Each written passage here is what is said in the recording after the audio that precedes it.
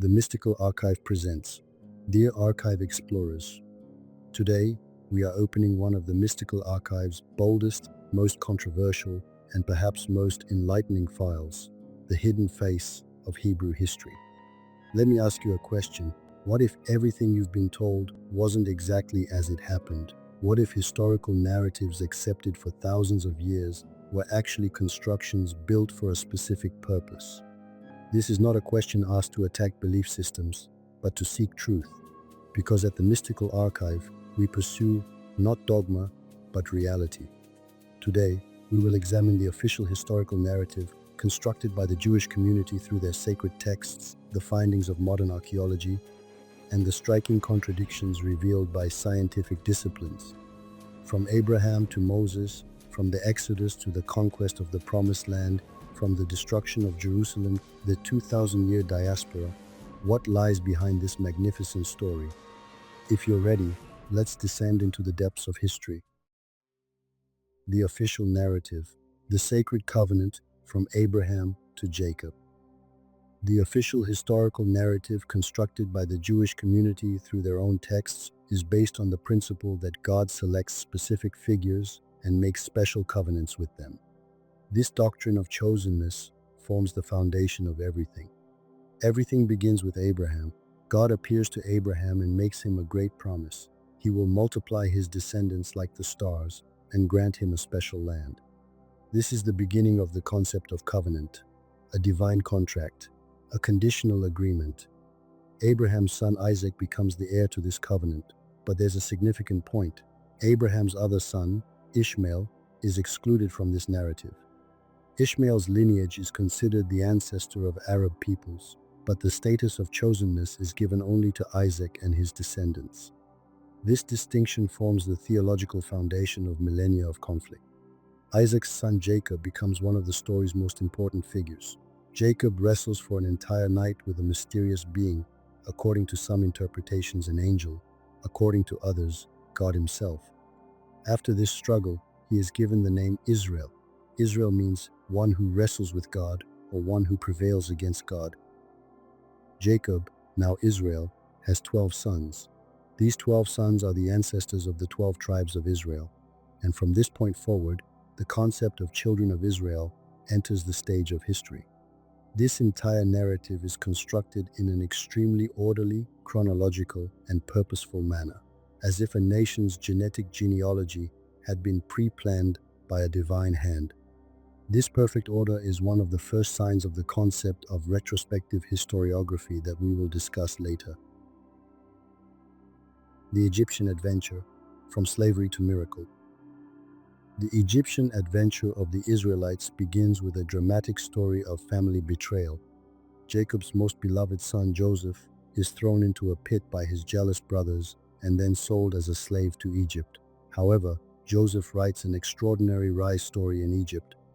His ability to interpret dreams captures the pharaoh's attention, and he rises to the highest position in the state hierarchy, a kind of prime ministership or ministry of finance. When 7 years of plenty are followed by 7 years of famine, Jacob and his family of approximately 70 people settle in Egypt thanks to Joseph's position. The community, which initially enjoys a comfortable and privileged life, multiplies over generations and becomes a populous people. However, according to the texts, this population growth makes the Egyptian administration nervous. A new pharaoh comes to power and begins to see the Israelites as a potential threat. Consequently, the Israelites face a period of slavery and hard labor lasting approximately 430 years. It is at this very point that Moses enters the scene. Moses' story is also extremely dramatic. When he is born, Pharaoh has issued an order to kill Hebrew male children. His mother places him in a basket and sets him adrift on the Nile. The basket is found by Pharaoh's daughter, and Moses grows up in the palace. Years later, he discovers his true identity, kills an Egyptian, and flees to the desert. There, he encounters God in the burning bush and is given the mission to liberate his people. Moses, together with his brother Aaron, demands that Pharaoh release his people, but Pharaoh refuses to give up this cheap labor force. Thereupon, Egypt is shaken by the great calamities cited in sacred texts as 9 or 10, the famous 10 plagues. The Nile, turning to blood, frog infestation, gnats, flies, livestock disease, boils, hailstorm, locusts, 3 days of darkness. And finally, the most severe, the death of the firstborn. After this final plague, Pharaoh relents and allows the Israelites to depart. However, when the people set out, Pharaoh changes his mind and pursues them with his army. The Israelites find themselves trapped at the shore of the Red Sea, with the sea before them and the army behind them, and fall into great despair. They even rebel against Moses, saying, "Why didn't you leave us to remain slaves?" But the famous miracle occurs. Through Moses' intervention, the sea parts and the people cross on the seabed. Pharaoh and his army, who follow them, are destroyed when the waters come together. This story is one of the most iconic scenes in history. It has been the subject of cinema, paintings, and literature. But what does archaeology say about this story? We'll get to that shortly. And the Promised Land and the 40-year desert punishment. The community that crosses the Red Sea heads toward the land of Canaan, referred to as the Promised Land, today's Palestinian territories. Moses sends 12 spies to assess the situation in the region, one representative from each tribe. However, the intelligence that returns demoralizes the people. All but 2 of the 12 spies report that the peoples in the region are very powerful, that the city walls rise to the heavens, and that giants live there. Upon this report, the people fall into fear and openly rebel against Moses. "You and your Lord go and fight, we'll wait here." The punishment for this disobedience is severe. That generation is forbidden from entering the Promised Land. The Israelites are condemned to wander in the desert for 40 years. Why 40 years? Because the spies explored the region for 40 days, and 1 year of punishment is given for each day, and that generation will die in the desert. Only the new generation will enter Canaan. Moses himself cannot even enter this land. According to the texts, when bringing water from a rock for the people, he doesn't follow God's command exactly and is punished for it.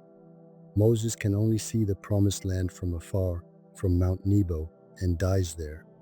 Entry into Canaan is realized under the leadership of Moses' assistant Joshua, and here the narrative becomes extremely violent. Joshua's conquest is depicted in sacred texts as large-scale extermination operations. Men, women, children, elderly, entire cities are completely annihilated. Nothing, no living being is left. The most famous example is Jericho. The city's walls collapse after the Israelites march around it for 7 days blowing trumpets, and the city is completely burned. Following this conquest, the Kingdom of Israel is established in the north, centered in Shechem, today's Nablus, and the Kingdom of Judah in the south, centered in Jerusalem. But we must ask, how much does this narrative reflect historical reality? Destructions and 2,000 years of dispersion. The established order of the kingdoms of Israel and Judah is gradually shaken by the interventions of great empires. In 722 BCE, the Assyrian Empire destroys the northern kingdom, the Kingdom of Israel. 10 tribes are sent into exile and disappear from the stage of history. This is the birth of the Lost 10 Tribes legend. Where these 10 tribes went is still a matter of debate. Some claim they went to Ethiopia, some to Afghanistan, and some even reached the American continent. Mormons believe that Native Americans descend from these lost tribes. In 586 BCE, an even greater catastrophe occurs. Babylonian king Nebuchadnezzar besieges Jerusalem. He captures the city, destroys Solomon's temple, and eliminates the kingdom of Judah.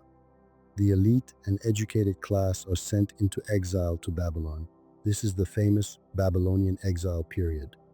About 70 years later, Persian King Cyrus conquers Babylon and allows the Jews to return to their lands.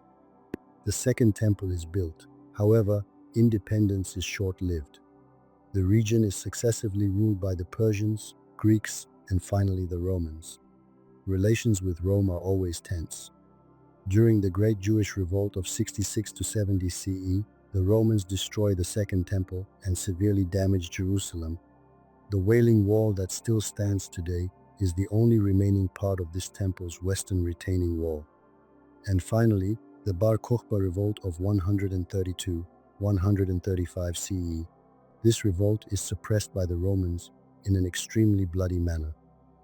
Hundreds of thousands of Jews are killed or sold as slaves. Roman Emperor Hadrian changes the name of Jerusalem to Aelia Capitolina and forbids Jews from entering the city. The region's name is changed to Syria Palestina, Palestine. From this date begins the 2,000-year period without a state, the diaspora.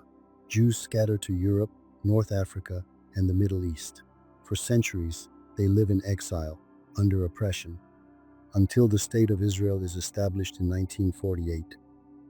Scientific perspective, constructed history. Now we arrive at the most critical section for the mystical archive. What do modern scientific disciplines and archaeological data say about these narratives? First, let's clarify. It's important to balance between two extreme views here. On one side are those who accept sacred texts word for word as historical reality. On the other are those who completely reject everything, accepting no historical core. The mystical archive proposes a rational middle path. First, reality, the date of textual composition. Today, scientific data reveals that the Tanakh texts, the Torah, and related writings were not written by Moses himself. The period when Moses supposedly lived is roughly the 13th century BCE. However, the period when these texts were composed is approximately 1,000 to 1,500 years after these events. Particularly during and after the Babylonian Exile period, in the 6th, 5th, and 4th centuries BCE, these texts took shape. What is the evidence for this? Linguistic analysis, writing styles, historical anachronisms, and internal textual contradictions support this dating. Second, reality, identity, construction, and retrospective historiography. Authors living in the post-exile period compiled, organized, and yes, manipulated old, oral, and written sources to give a new national consciousness to a scattered community at risk of losing its identity. Was this malicious deception? No. This was a strategy for identity preservation. How does a people in exile, uprooted from home, having lost its temple, survive? By constructing a common history, a common destiny, a common enemy, and a common promise. The narrative, we are chosen, this land was promised to us, and one day we will return, was fundamental to survival. Third, reality, archaeological contradictions. And here's the most shocking part. According to sacred texts, the number of Israelites who left Egypt was 600,000 men, plus women and children. This means a total of 2 to 3 million people. This crowd allegedly lived in the desert for 40 years. Think about it, 2 to 3 million people, 40 years, Sinai desert. A population movement of this scale leaves massive archaeological traces, camps, garbage dumps, graves, broken pottery, tool remnants, animal bones. There should be something. But there is nothing. The Sinai desert has been intensively researched. Many teams, including Israeli archaeologists, have worked in this region. Not a single piece of evidence has been found for 2 to 3 million people's 40-year habitation. Similarly, the Joshua conquest narrative also contradicts archaeological data. The most famous example is Jericho. According to sacred texts, in Joshua's time, roughly the 13th century BCE, its walls were destroyed and it was burned. However, archaeological excavations show that Jericho in this period was already an abandoned ruin. There were no walls to destroy, no city to conquer. What does this mean? There is probably a kernel of historical truth at the core of the event.